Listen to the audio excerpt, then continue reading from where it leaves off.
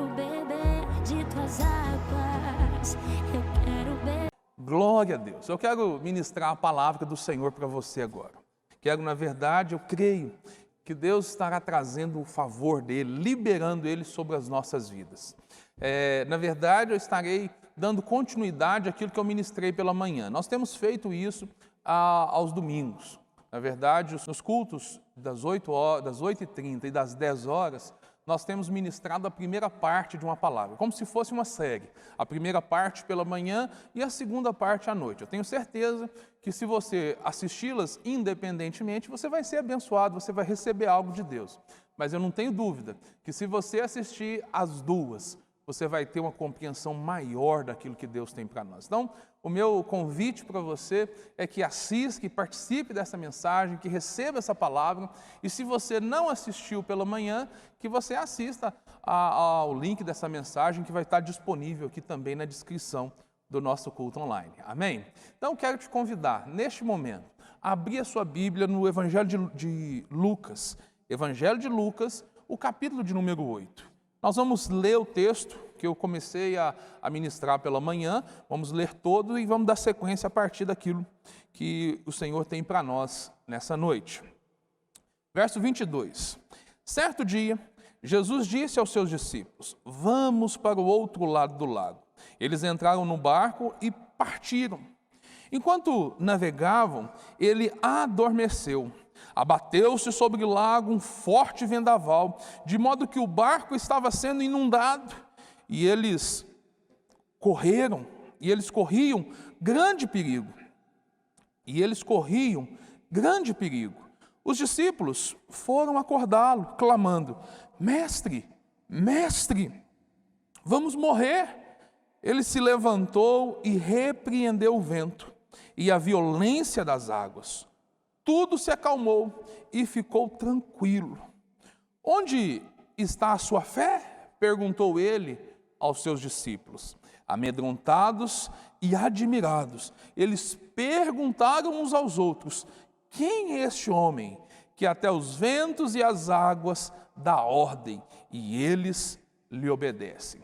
Nós vemos aqui, de fato, esse texto maravilhoso, essa grande experiência que os discípulos tiveram, quando o Senhor Jesus Cristo, Ele, junto com seus discípulos, eles tomam uma decisão. Jesus os convida, os chama a atravessar o lago, ir para o outro lado, sair da onde eles estavam e ir para uma nova posição. Na verdade, é um chamado de Deus ao cumprimento de um propósito. E nós vemos que eles fazem isso, que eles obedecem, eles entram naquele barco e avançam naquela viagem. Você já conhece a história, ouviu pela manhã, sabe da resistência que foi essa viagem. E, na verdade, nós vemos um grande milagre, uma demonstração da autoridade de Deus, uma demonstração do poder do nosso Senhor Jesus Cristo e também a demonstração da fragilidade que muitas das vezes eu e você temos em relação à nossa fé, que as dificuldades fazem com que muitas das vezes você fraqueje na sua vida com Deus. Mas glória a Deus, porque a Bíblia diz que perto está o Senhor daqueles que o invocam, e os discípulos invocaram o Senhor, chamaram o Senhor, e eles foram atendidos. Mas qual que é o propósito, na verdade? Nós vemos que essa dificuldade que aconteceu nada mais foi do que uma resistência, uma ação maligna para impedir o Senhor, para se levantar contra, trazer empecilhos, dificuldades para aquilo que Jesus queria fazer, para aquilo que ele estava determinado em fazer, que era atender a vida desse homem, a transformar a vida desse homem que por tanto tempo passou por dificuldade, como nós lemos aqui.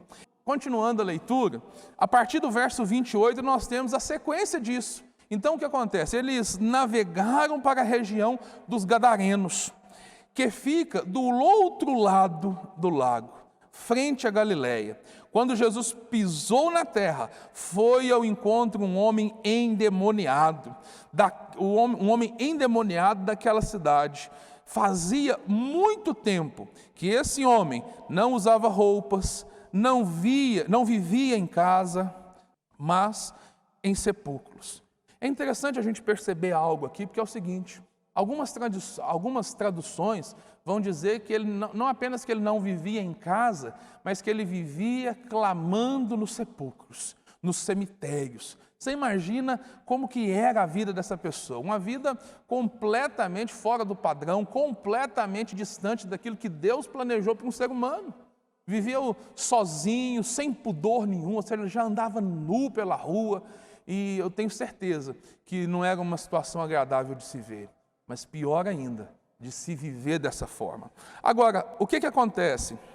Quando viu Jesus, ele gritou, prostrou-se aos seus pés e disse em alta voz: que queres comigo, Jesus, Filho do Deus Altíssimo? Rogo-te que não me atormentes. Pois Jesus havia ordenado que o espírito imundo saísse daquele homem. O que acontece? Eu creio, meu irmão, que, na verdade, esse homem, ele estava tentando ser liberto. E o texto está mostrando para nós, está narrando os fatos da ótica dos discípulos. E aqui a gente poderia pensar, na verdade, que o que aconteceu foi o seguinte: quando Jesus chegou ali, que ele pisou, aquele homem foi até Jesus porque ele queria ser livre. Mas se você já teve a oportunidade de participar de processos de libertação, de orar pelas pessoas, ou de ver aquilo acontecendo, você vai perceber que existe uma situação comum. E qual situação é essa? Muitas pessoas querem ser libertas. Muitas pessoas que são atormentadas e vivem tantos problemas, eles querem ser libertos, mas eles simplesmente não conseguem. Não conseguem por quê? Porque Satanás, porque o inimigo, porque esses demônios, eles fazem o quê? Eles promovem uma resistência. Pensa bem no que estava acontecendo em alto mar, no mar da Galileia. O que aconteceu? Essa tempestade veio e os discípulos estavam dizendo ali que eles estavam correndo risco de vida.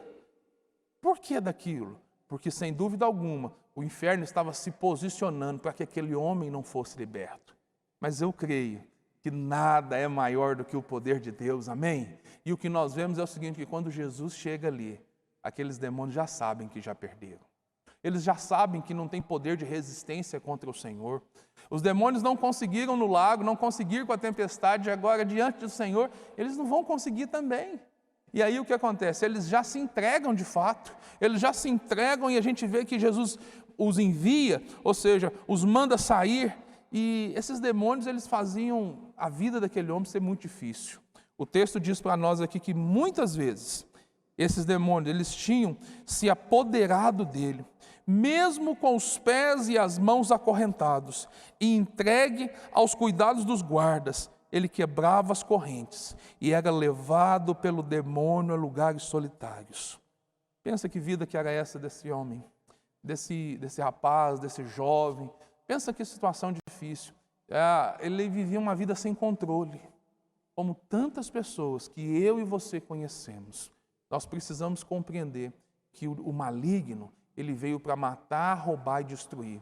Mas o nosso Deus veio para que você tenha vida e a tenha em abundância, em abundância, aleluia. E Jesus pergunta o nome dele, ele responde, legião, porque são muitos, e aí eles imploram, verso 31, imploram que não os mandasse para o abismo. A mensagem dessa noite começa aqui.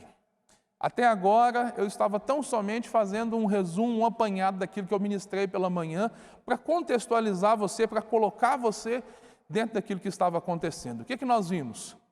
Um propósito definido, uma resistência que se levanta, um homem necessitado de libertação que vai até o Senhor e que vê essa libertação na sua frente. A gente vê o agir de Deus. Glória a Deus por isso, a vontade de Deus é essa mesmo. Deus tem propósito para as nossas vidas, Deus tem poder para libertar, para nos ajudar a vencer as resistências, mas existe algo mais nesse texto que eu quero compartilhar com você a partir de agora. Verso 32, uma grande manada de porcos estava pastando naquela colina. Os demônios imploraram a Jesus que lhes permitisse entrar neles, e Jesus lhe deu permissão. Saindo do homem, os demônios entraram nos porcos, e toda a manada atirou-se precipício abaixo em direção ao lago e se afogaram. Esse lugar aqui é parte de Israel. E é interessante você pensar, e aí eu avanço nisso aqui, porque isso aqui é interessante.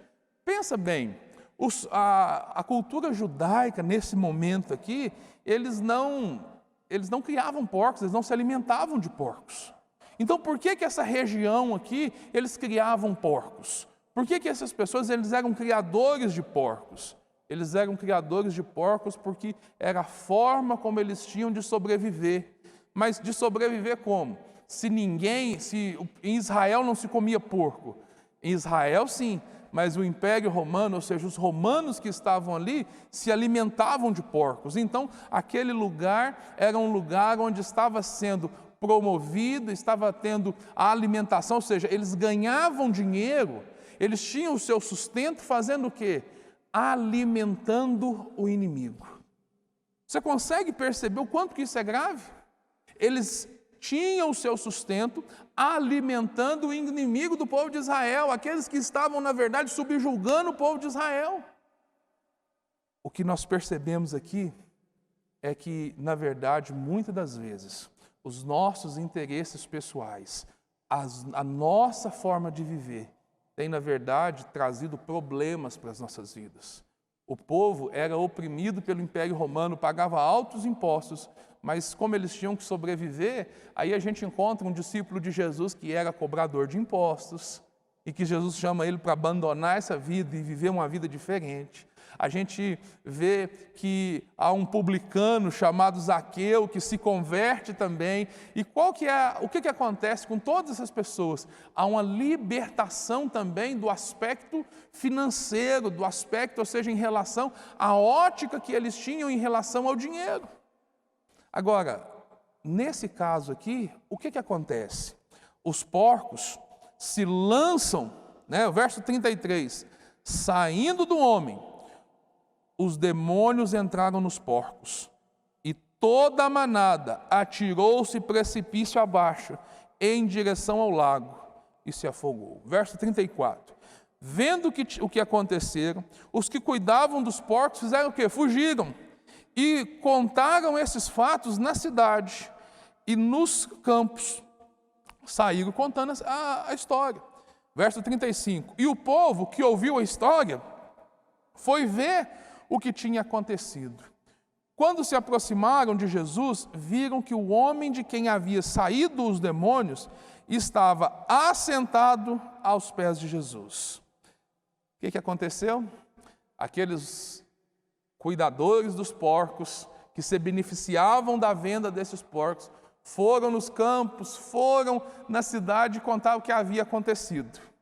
Que o homem havia sido liberto, que os demônios tinham entrado nos porcos e os porcos tinham morrido. E agora essas pessoas, o povo, as pessoas vão lá ver o que aconteceu com esse homem. E encontram eles aos pés de Jesus.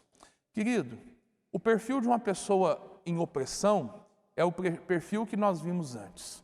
Uma pessoa solitária, uma pessoa que tem problemas com a família, uma pessoa que não tem perspectiva de vida. Era a forma que esse jovem gadareno vivia. Agora, depois do encontro com Jesus, depois de ser liberto, olha o que aconteceu, olha o perfil dele. Ele estava aos pés de Jesus. Ele estava vestido em perfeito juízo. Querido, aquele homem havia sido transformado. Jesus havia transformado completamente a vida dele. Ele agora estava numa posição infinitamente melhor do que antes. Mas qual foi a reação das pessoas? O texto diz: as pessoas ficaram com medo. Gente, aquele homem tinha sido transformado e as pessoas estavam com medo. 37. O que eles fizeram em relação a isso? Quando eles viram o milagre, quando eles viram aquilo que Jesus havia feito. Então, o povo da região dos Gadarenos suplicou a Jesus que se retirasse, porque estavam dominados pelo medo. Ele entrou no barco e regressou. Querido, é incompreensível que as pessoas façam isso. Às vezes a gente olha para isso e percebe assim, mas como? Como que é possível? Um milagre acontece e agora eles pedem ao Senhor Jesus para dizer, Senhor, vai embora. Senhor Jesus, vai embora.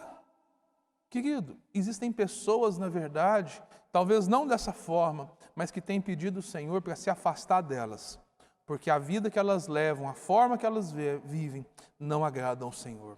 Mas como? Como eles fazem um pedido como esse?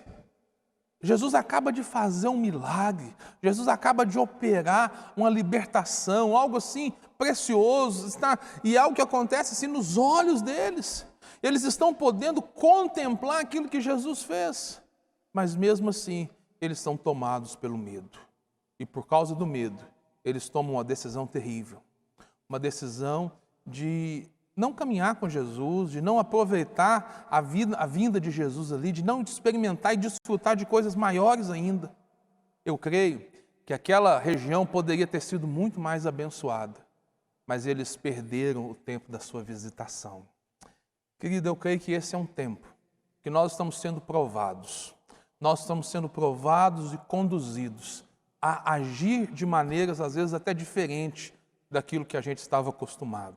Mas é importante que nós não façamos como esses homens, que perderam o tempo da visitação do Senhor. O Senhor atravessou para ir lá, para transformar a vida daquele homem, mas com certeza ele poderia transformar a vida de toda aquela região. Mas por que não aconteceu? Porque eles não deram oportunidade, por causa do medo.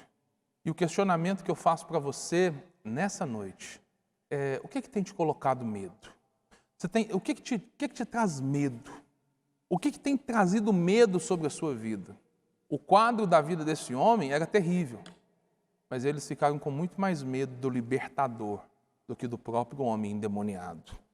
O verso 38 diz o seguinte: o homem de que havia saído os demônios suplicava-lhe.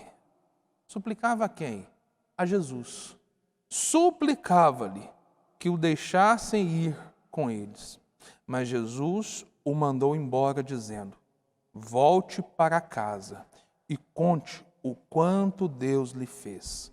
Assim o homem se foi e anunciou na cidade inteira o quanto Jesus tinha feito por ele.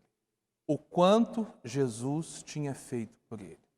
Querido, mais uma vez a gente pode perceber o amor de Deus pelas pessoas. Mesmo sendo rejeitado por aquelas pessoas, ele se volta para aquele homem e fala assim: você precisa voltar para casa.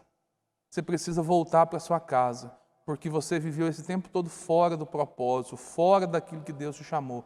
Mas agora que você está livre, eu vou te usar. Eu vou te usar, eu vou transformar a sua vida. Querido, essa é uma noite de mudança de perspectiva, de mudança de vida, de transformação, de alinhamento ao propósito de Deus. A minha questão para você nessa noite é essa: o que você vai fazer com aquilo que Deus tem ministrado ao seu coração hoje?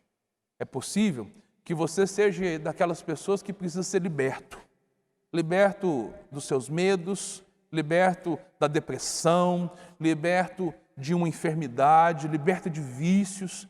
Você precisa de libertação. Se você precisa de libertação, eu quero te dizer que Jesus é o libertador. Mas eu quero te dizer ainda que você que está sendo liberto, que já foi liberto e que está sendo liberto nessa noite, que Deus quer usar você. Deus quer abençoar a sua vida, mas quer fazer de você uma bênção para a vida das pessoas também. Aquela terra, aquelas pessoas daquele tempo desprezaram Jesus. Não é diferente das pessoas dos nossos dias. Muitas pessoas dos nossos dias também vivem distanciados do Senhor. Muitas das vezes eles querem a bênção, eles querem o favor, desde que isso não atrapalhe seus planos, desde que isso não atrapalhe seus negócios. Mas nessa noite, Deus está te convidando a alinhar a sua vida, alinhar os seus propósitos àquilo que Deus te chamou. Talvez nessa noite você é aquele que vai voltar para sua casa para liberar a bênção de Deus sobre a sua família. Você é aquele que andou distante de tantas pessoas que você ama, mas que você vai se aproximar delas para liberar o favor de Deus sobre a vida delas. Eu creio que Deus quer usar você. Eu creio que a sua vida pode ser diferente. Eu creio que a partir do que a palavra de Deus diz, Ele vai pegar você na situação em que você está e colocar você no lugar que Ele planejou para você. Eu quero orar por você nessa noite. Eu quero ministrar o favor de Deus sobre a sua vida neste momento. Coloca a mão no seu coração agora, em nome de Jesus, e ora comigo. Senhor, eu te clamo. Eu clamo ao Senhor, Deus, pela vida dos meus irmãos. A vida, Senhor amado, de cada pessoa que está nos ouvindo, que está participando desse culto, ó Deus, que o Senhor possa ministrar de uma maneira muito especial, ó Deus. Que eles possam ser tocados, ó Deus. Pai, naquele dia, aquele homem foi transformado. Naquele dia, Deus, os discípulos ficaram impressionados com isso tudo. Aquilo fortaleceu a fé deles. E quando eu olho para esse texto, ó Deus, eu tenho a minha fé fortalecida, entendendo que o Senhor tem poder sobre todas as coisas. Por isso agora nós usamos a autoridade do Teu nome, ó Deus, para ministrar sobre a vida dos Teus filhos, do Teu povo, para que eles possam, ó Deus, viver os planos que o Senhor tem para eles. Em nome de Jesus, ó Deus, muda o quadro. Ó Deus, eu oro, ó Deus, por pessoas que estão sendo livres, ó Deus, nessa noite, Pai, que estão sendo livres da depressão, livres da enfermidade, livres, ó Deus, daquilo que tem prendido eles, ó Deus, da necessidade de aprovação, livres, ó Deus, da pressão social, ó Deus, que eles possam viver, ó Deus, os planos que o Senhor sonhou para eles. Em nome de Jesus.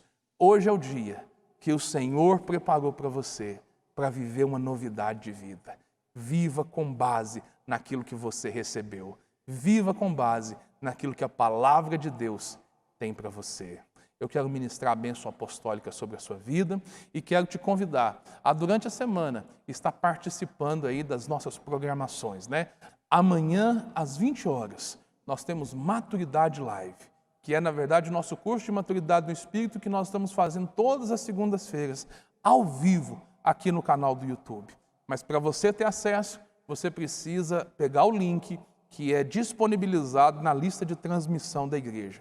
Se por acaso você está nos assistindo e não faz parte aqui da igreja, mas você quer participar dessa aula ao vivo, basta você deixar nos comentários aí, não no chat, nos comentários. E nós vamos enviar para você também. Amém? E ao longo da semana, quarta-feira, nós temos o nosso culto presencial aqui no prédio, às 19h30, que, para a glória de Deus, nós já estamos lotados aqui para o culto presencial, né? Mas você pode participar dele online, né? Então, quero te convidar às 19h30 para nós estarmos juntos aqui, celebrando o Senhor. Que o Senhor te abençoe poderosamente. Que você desfrute do favor de Deus. Em nome de Jesus. Erga sua mão comigo, que o amor de Deus, a graça do nosso Senhor Jesus Cristo e a comunhão preciosa do Espírito Santo seja sobre a sua vida hoje e sempre. Deus o abençoe em nome de Jesus.